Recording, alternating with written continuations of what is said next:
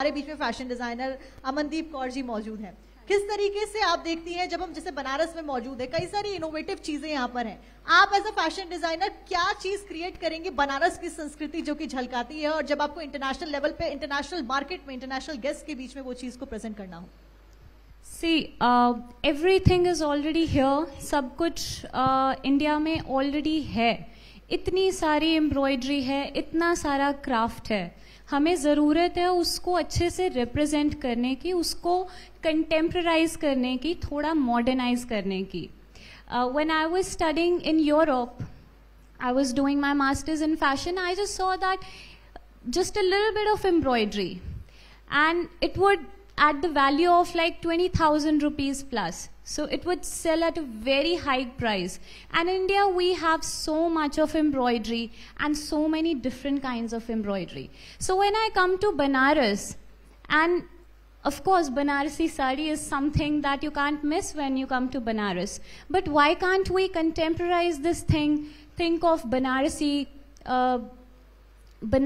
skirts, or maybe create some blazers, or maybe create some blazers in Rajasthani tie and dye.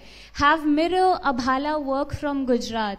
Do chikankari from Lucknow on a t-shirt, right? So there are so many options that we are yet to explore.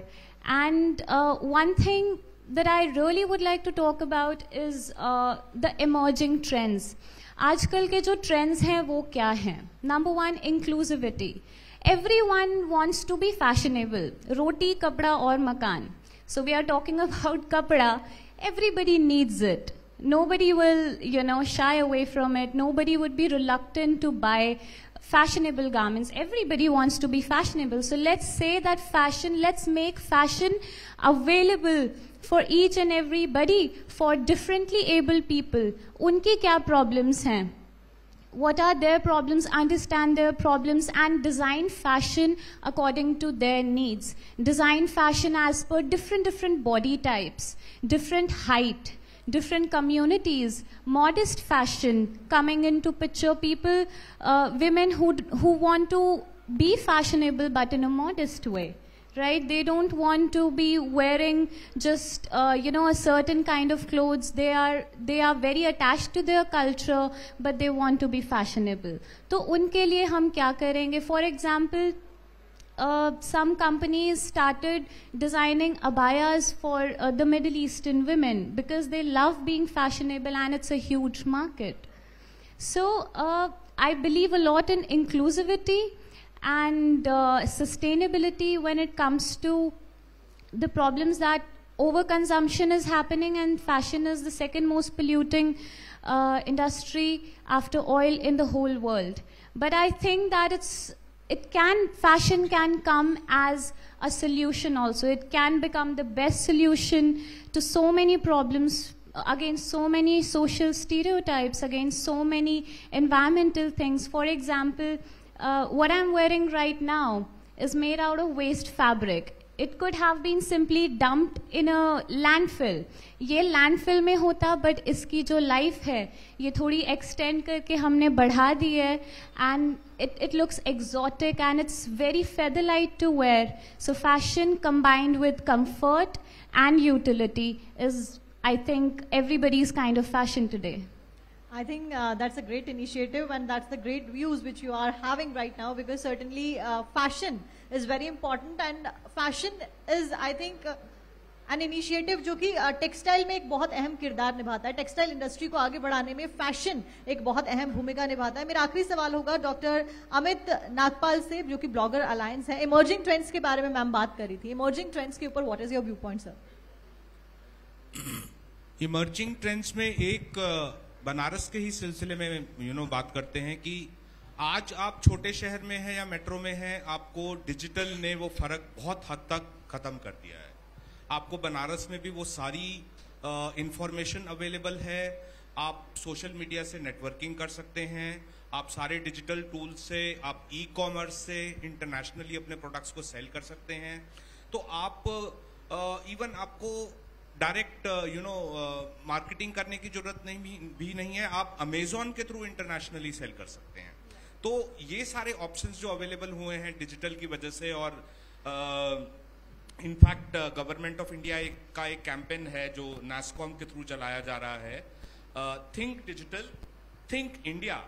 तो जब दुनिया में कोई भी देश digital सोचे तो वो इंडिया सोचे। आई थिंक ये एक बहुत बड़ा सपना हम लोगों ने देखा है और इस सपने को आगे बढ़ाते हुए हम भारत के एमएसएमईज को और ऑल ओवर द वर्ल्ड के एमएसएमईज को डिजिटल के थ्रू एम्पावर करें और उनको अपने प्रोडक्ट्स को सेल करने में उनको आसान करें। उसमें सोशल सेलिंग एक जैसे एक नया इमर्जिंग ट्रेंड है कि सोशल मीडिया के थ्रू आप सेल कर सकें। पहले हम सोशल मीडिया के थ्रू नेटवर्किंग कर रहे थे, ब्रांडिंग कर रहे थे, प्रमोशन कर रहे थे, लेकिन आज हम सोशल मीडिया के थ्रू सारे प्लेटफॉर्म्स पे, चाहे लिंक्डइन है, चाहे फेसबुक है, सब पर लीड जनरेशन फॉर्म आ चुका है। फेसबुक पर कुछ चीजें आप डायरेक्टली सेल कर सकते हैं। तो बहुत सारे ऐसे फीचर्स आ रहे हैं सोशल मीडिया पे जिससे आप सेल्स कर सकते हैं और आई थिंक ये एक एमएसएमई के लिए एक बहुत बड़ी पावर है। फिर आपके पास बहुत सारे रेजर पे से लेकर इंस्टामोजो पे एक बड़ा इंटरेस्टिंग फीचर आया है, स्मार्ट पेज। आप वहीं पे अपने प्रोडक्ट की डिस्क्रिप्शन दीजिए, वहीं पे डिटेल दीजिए, वहीं पे पेमेंट के ऑप्शंस हैं और कोई भी आपका प्रोडक्ट बाय कर सकता है। तो इस तरीके के जो ऑप्शंस आ रहे हैं, एमएसएमईज को पता चलें कि ऐसी चीजें अवेलेबल है, एमएसएमईज को पता चलें कि हमारे पास नेटवर्किंग के लिए बहुत सारी सुविधाएं अवेलेबल हैं, एमएसएमईज को पता चले ये सारी चीजें एजुकेट करना।